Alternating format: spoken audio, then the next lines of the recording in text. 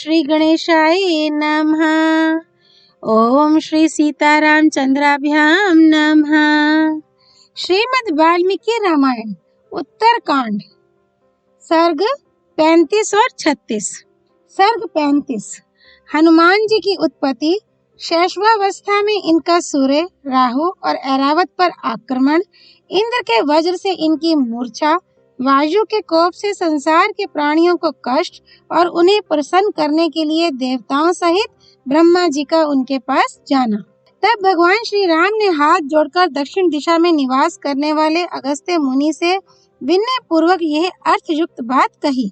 महर्षि, इसमें संदेह नहीं कि वाली और रावण के इस बल की कहीं तुलना नहीं थी, परंतु मेरा ऐसा विचार है कि इन दोनों का बल भी हनुमान जी के बल की बराबरी नहीं कर सकता था। शूरता, दक्षता, बल, धैर्य, बुद्धिमत्ता, नीति, पराक्रम और प्रभाव, इन सभी सद्गुणों ने हनुमान जी के भीतर घर कर रखा है। समुद्र को देखते ही वानर सेना घबरा उठी है। ये देख, ये महाभाव वीर उसे धैर्य बंधाकर एक ही छलांग में 100 योजन समुद्र को लांग गए। फिर लंकापुरी के आदि दैविक रूप को परास्त कर रावण के अंतःपुर में गए। सीता जी से मिले, उनसे बातचीत की और उन्हें धैर्य बंधाया। वहाँ अशोक वन में इन्होंने अकेले ही रावण के सेनापतियों, मंत्री कुमारों, किंकरों तथा रावण पुत्र अक्ष को मार गिराया। फिर ये मेघनाद के नागपाश से बंधे और स्वयं ही मुक्त हो गए। तत्पश्चात इन्होंने रावण से वार्तालाप किया। जैसे प्रलय काल की आग ने यह सारी पृथ्वी जलाई थी, उसी प्रकार लंकापुरी को जलाकर भस्म कर दिया।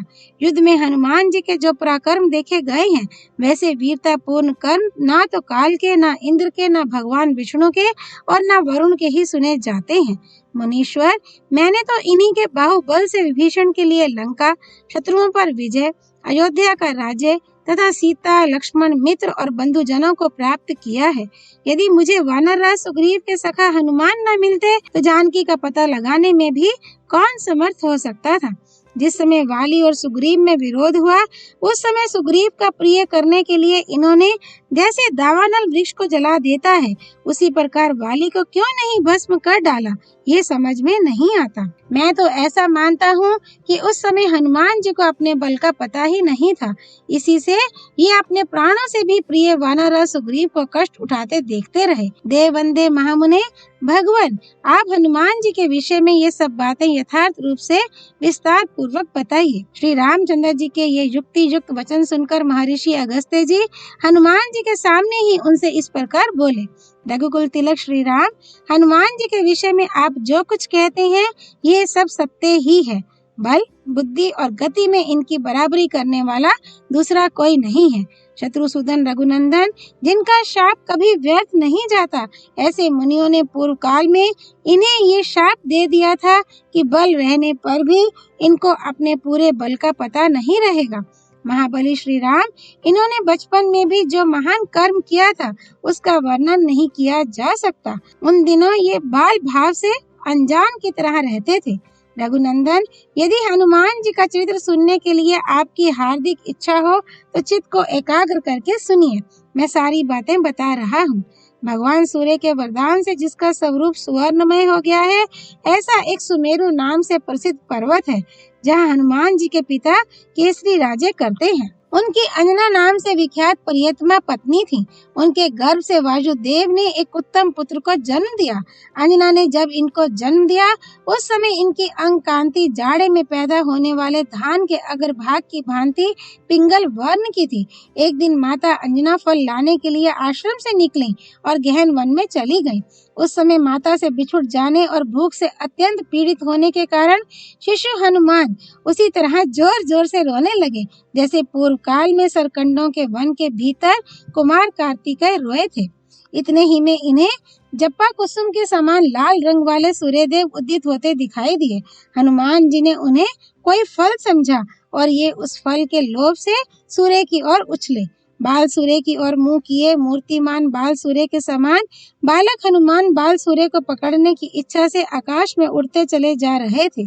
शैशवावस्था में हनुमान जी जब इस तरह उड़ रहे थे, उस समय उन्हें देखकर देवताओं, दानवों तथा यक्षों को बड़ा विस्मय हुआ। वे सोचने लगे, ये वायु का पुत्र जिस प्रकार ऊंचे आकाश में वेग पूर्वक उड़ रहा है, ऐसा वेग ना तो वायु में है, न गरुड़ में है और न मन में ही है। यदि बाल्यावस्था में ही इस शिशु का ऐसा वेग और पराक्रम है, तो यौवन का बल पाकर इसका वेग कैसा होगा। अपने पुत्र को सूर्य की ओर जाते देख उसे दाह के भय से बचाने के लिए उस समय वायुदेव भी बर्फ के ढेर की भांति शीतल होकर उसके पीछे पीछे चलने लगे। इस प्रकार बालक हनुमान अपने और पिता के बल से कई सहस्त्र योजन आकाश को लांघते चले गए और सूर्य देव के समीप पहुंच गए। सूर्य देव ने यह सोचकर कि अभी ये बालक है, इसे गुण दोष का ज्ञान नहीं है और इसके अधीन देवताओं का भी बहुत सा भावी कार्य है, इन्हें जलाया नहीं।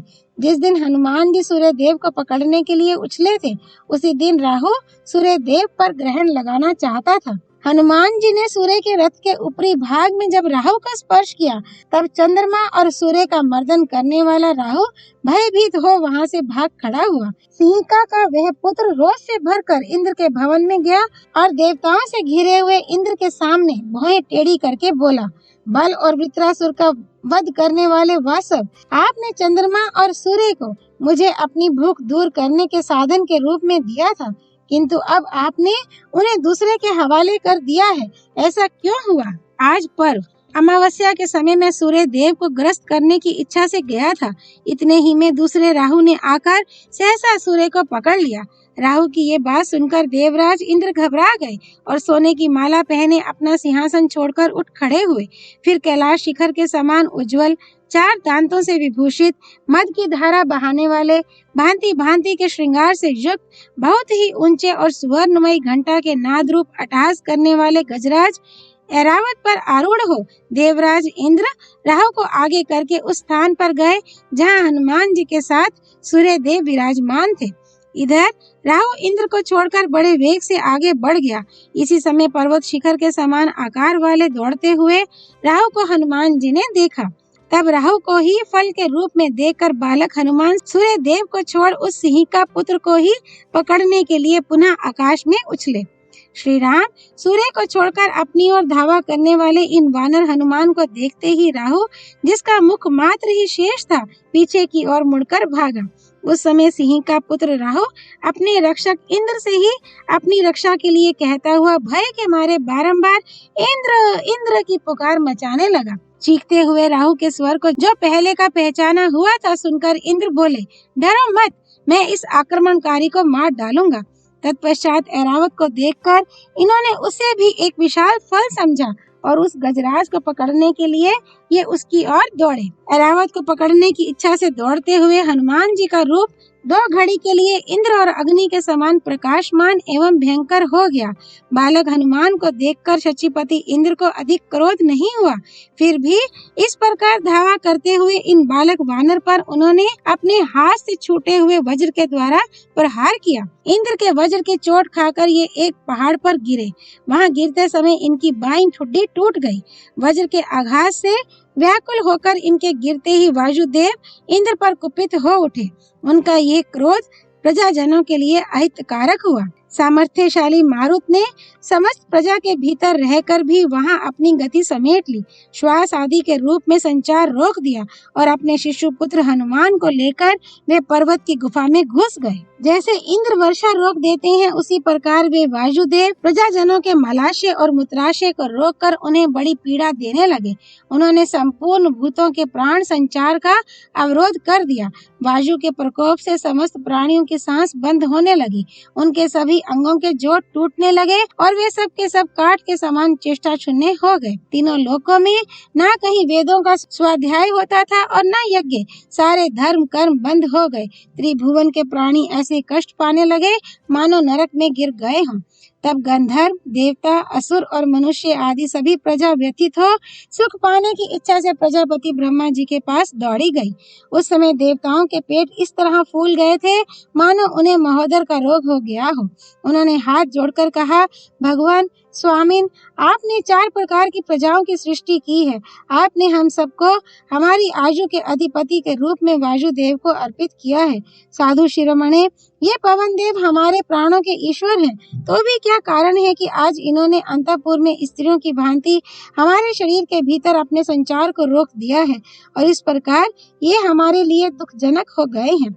वायु से पीड़ित होकर आज हम लोग आपकी शरण में आए हैं। दुखहारी प्रजापते, आप हमारे इस वायु रोध जनित दुख को दूर कीजिए। प्रजाजनों की यह बात सुनकर उनके पालक और रक्षक ब्रह्मा जी ने कहा, इसमें कुछ कारण है। ऐसा कहकर वे प्रजाजनों से फिर बोले, प्रजाओं, जिस कारण को लेकर वायु देवता ने क्रोध और अपनी गति का अवरोध किया है उसे बताता हूँ, सुनो। वह कारण तुम्हारे सुनने योग्य और उचित है। आज देवराज इंद्र ने राहु की बात सुनकर वायु के पुत्र को मार गिराया है, इसीलिए वे कुपित हो उठे हैं। वायुदेव स्वयं शरीर धारण ना करके समस्त शरीरों में उनकी रक्षा करते हुए विचरते हैं। वायु के बिना ये शरीर सूखे काठ के समान हो जाता है। वायु ही सबका प्राण है, वायु ही सुख है और वायु ही ये संपूर्ण जगत है। वायु से परित्यक्त होकर जगत कभी सुख नहीं पा सकता। वायु ही जगत की आयु है। इस समय वायु ने संसार के प्राणियों को त्याग दिया है, इसलिए वे सब के सब निष्प्राण होकर काठ और दीवार के समान हो गए हैं। अदिति पुत्रों, अतः अब हमें उस स्थान पर चलना चाहिए जहाँ हम सबको पीड़ा देने वाले वायुदेव छिपे बैठे हैं। कहीं ऐसा न हो कि उन्हें प्रसन्न किए बिना हम सबका विनाश हो जाए। तदनंतर देवता, गंधर्व, नाग और गुहक आदि प्रजाओं को साथ ले प्रजापति ब्रह्मा जी उस स्थान पर गए जहाँ वायुदेव इंद्र द्वारा मारे गए अपने पुत्र को लेकर बैठे हुए थे। तत्पश्चात चतुर्मुख ब्रह्मा जी ने देवताओं, गंधर्वों, ऋषियों तथा यक्षों के साथ वहां पहुंचकर वायु देवता की गोद में सोए हुए उनके पुत्र को देखा, जिसकी अंग कांति सूर्य, अग्नि और सुवर्ण के समान प्रकाशित हो रही थी। उसकी वैसी दशा देखकर ब्रह्मा जी को उस पर बड़ी दया आई। श्री वाल्मीकि निर्मित आर्ष रामायण आदि काव्य के उत्तर कांड में 35वां सर्ग पूरा हुआ। सर्ग 36। ब्रह्मा आदि देवताओं का हनुमान जी को जीवित करके नाना प्रकार के वरदान देना और वायु का उन्हें लेकर अंजना के घर जाना, ऋषियों के शाप से हनुमान जी को अपने बल की विस्मृति, श्री राम का अगस्त्य आदि ऋषियों से अपने यज्ञ में पधारने के लिए प्रस्ताव करके उन्हें विदा देना। पुत्र के मारे जाने से वायु देवता बहुत दुखी थे। ब्रह्मा जी को देखकर वे उस शिशु को लिए हुए ही उनके आगे खड़े हो गए। उनके कानों में कुंडल हिल रहे थे, माथे पर मुकुट और कंठ में हार शोभा दे रहे थे और वे सोने के आभूषणों से विभूषित थे। वायु देवता 3 बार उपस्थान करके ब्रह्मा जी के चरणों में गिर पड़े। वेद वेता ब्रह्मा जी ने अपने लंबे, फैले हुए और आभरण भूषित हाथ से वायु देवता को उठाकर खड़ा किया तथा उनके उस शिशु पर भी हाथ फेरा। जैसे पानी से सींच देने पर सूखती हुई खेती हरी हो जाती है, उसी प्रकार कमल योनि ब्रह्मा जी के हाथ का लीला पूर्वक स्पर्श पाते ही शिशु हनुमान पुनः जीवित हो गए। हनुमान को जीवित हुआ देख जगत के प्राण स्वरूप गंधवाहन वायुदेव समस्त प्राणियों के भीतर अवरुद्ध हुए प्राण आदि का पूर्वत प्रसन्नता पूर्वक संचार करने लगे। वायु के अवरोध से छूटकर सारी प्रजा प्रसन्न हो गई। ठीक उसी तरह जैसे हिमयुक्त वायु के आघात से मुक्त होकर खिले हुए कमलों से युक्त पुष्करिणियां सुशोभित होने लगती हैं। तदनंतर 3 युग्मों से संपन्न, प्रधानता 3 मूर्ति धारण करने वाले, त्रिलोक रूपी ग्रह में रहने वाले तथा 3 दशाओं से युक्त देवताओं द्वारा पूजित ब्रह्मा जी वायु देवता का प्रिय करने की इच्छा से देवगणों से बोले, इंद्र, अग्नि, वरुण, महादेव और कुबेर आदि देवताओं, यद्यपि आप सब लोग जानते हैं, तथापि मैं आप लोगों के हित की सारी बातें बताऊंगा, सुनिए। इस बालक के द्वारा भविष्य में आप लोगों के बहुत से कार्य सिद्ध होंगे, अतः वायु देवता की प्रसन्नता के लिए आप सब लोग इसे वर दें। तब सुंदर मुख वाले सहस्त्र नेत्रधारी इंद्र ने शिशु हनुमान के गले में बड़ी प्रसन्नता के साथ कमलों की माला पहना दी और ये बात कही, मेरे हाथ से छूटे हुए वज्र के द्वारा इस बालक की हन्नू ठुड्डी टूट गई थी, इसलिए इस कपिश्रेष्ठ का नाम हनुमान होगा। इसके सिवा मैं इसे दूसरा अद्भुत वर ये देता हूँ कि आज से ये मेरे वज्र के द्वारा भी नहीं मारा जा सकेगा।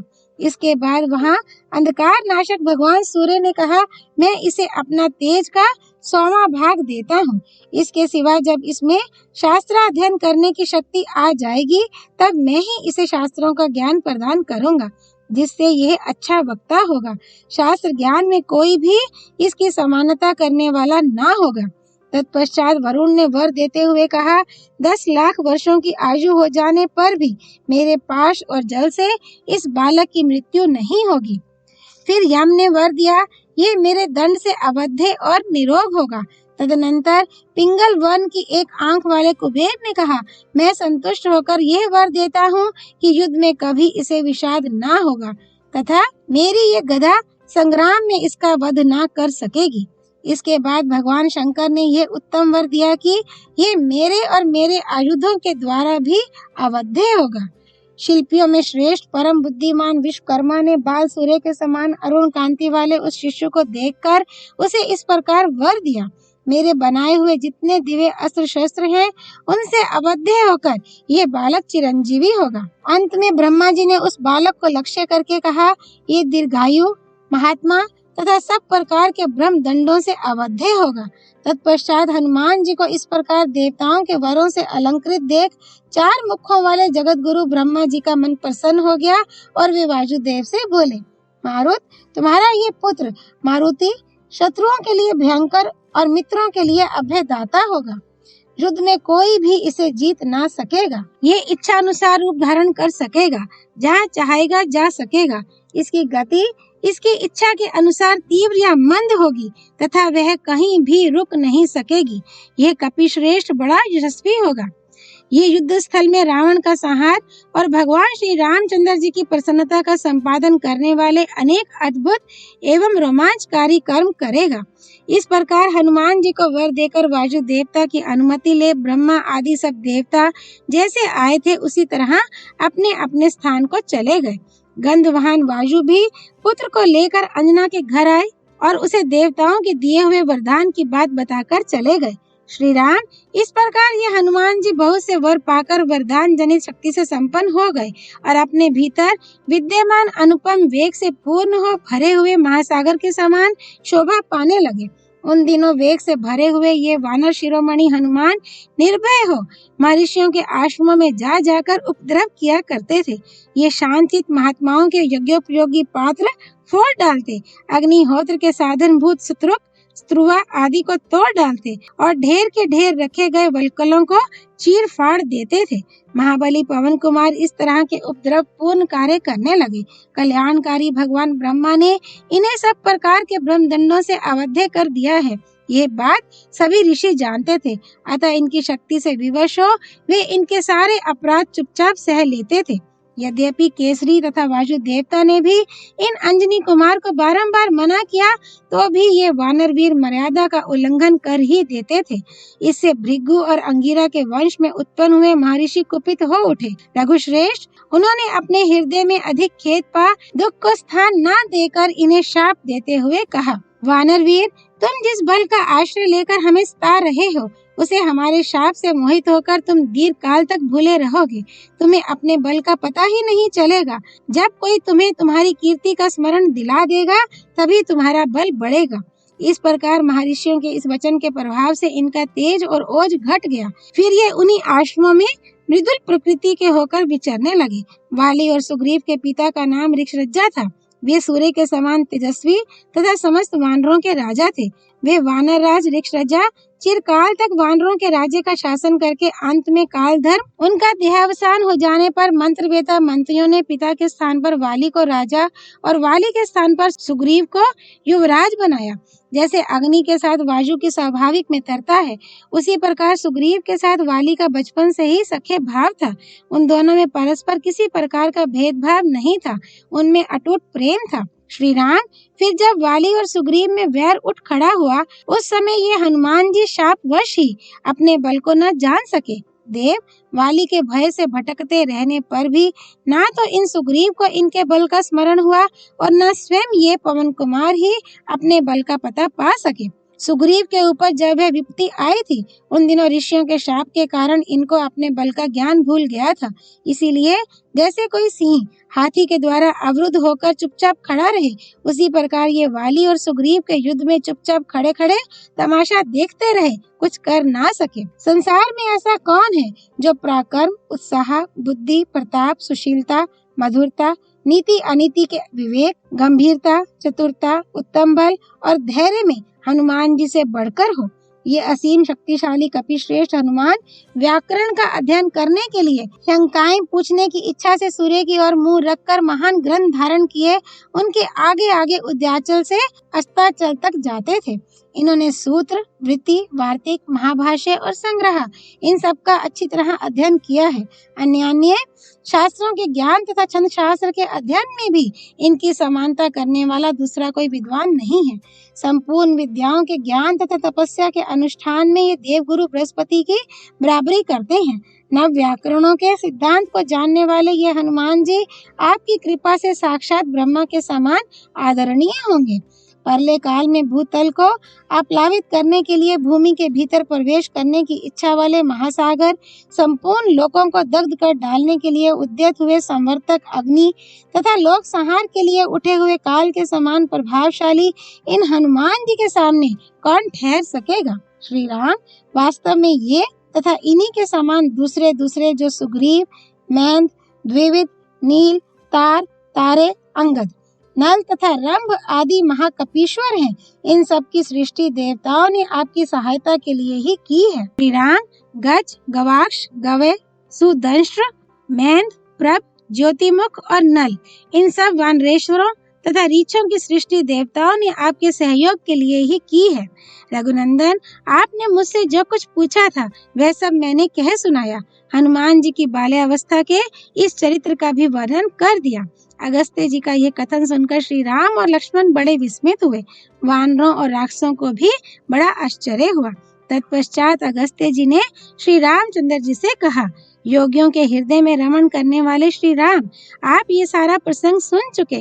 हम लोगों ने आपका दर्शन और आपके साथ वार्तालाप कर लिया, इसलिए अब हम जा रहे हैं। उग्र तेजस्वी अगस्त्य जी की यह बात सुनकर श्री रघुनाथ जी ने हाथ जोड़ विनय पूर्वक उन महर्षि से इस प्रकार कहा, मुनीश्वर, आज मुझ पर देवता, पितर और पितामह आदि विशेष रूप से संतुष्ट हैं। बंधु बांधवों सहित हम लोगों को तो आप जैसे महात्माओं के दर्शन से ही सदा संतोष है। मेरे मन में एक इच्छा का उदय हुआ है, अतः मैं ये सूचित करने योग्य बात आपकी सेवा में निवेदन कर रहा हूँ। मुझ पर अनुग्रह करके आप लोगों को मेरे उस अभिष्ट कार्य को पूरा करना होगा। मेरी इच्छा है कि पूर्ववासी और देशवासियों को अपने अपने कार्यों में लगाकर मैं आप सत्पुरुषों के प्रभाव से यज्ञों का अनुष्ठान करूं। मेरे उन यज्ञों में आप महान शक्तिशाली महात्मा मुझ पर अनुग्रह करने के लिए नित्य सदस्य बने रहें। आप तपस्या से निष्पाप हो चुके हैं। मैं आप लोगों का आश्रय लेकर सदा संतुष्ट एवं पितरों से अनुग्रहित होऊंगा। यज्ञ आरंभ के समय सब लोग एकत्र होकर निरंतर यहाँ आते रहें। श्री रामचंद्र जी का ये वचन सुनकर कठोर व्रत का पालन करने वाले अगस्त्य आदि महर्षि उनसे एवं अस्तु, ऐसा ही होगा कहकर वहां से जाने को उद्यत हुए। इस प्रकार बातचीत करके सब ऋषि जैसे आए थे वैसे चले गए। इधर श्री रामचंद्र जी विस्मित होकर उन्हीं बातों पर विचार करते रहे। तदनंतर सूर्यास्त होने पर राजाओं और वानरों को विदा करके नरेशों में श्रेष्ठ श्री रामचंद्र जी ने विधि पूर्वक संध्योपासना की और रात होने पर वे अंतःपुर में पधारे। श्री वाल्मीकि निर्मित आर्ष रामायण आदि काव्य के उत्तर कांड में 36वां सर्ग पूरा हुआ। सियापति रामचंद्र की जय। राम भक्त हनुमान जी की जय। राम जन्मभूमि अयोध्यापुरी धाम की जय। सरयू नदी की जय। माँ गौरीपति देवों के देव महादेव भगवान शिव शंकर की जय। श्रीमद् वाल्मीकि रामायण की जय। महर्षि वाल्मीकि मुनि की जय। श्री हरि अर्पणमस्तु।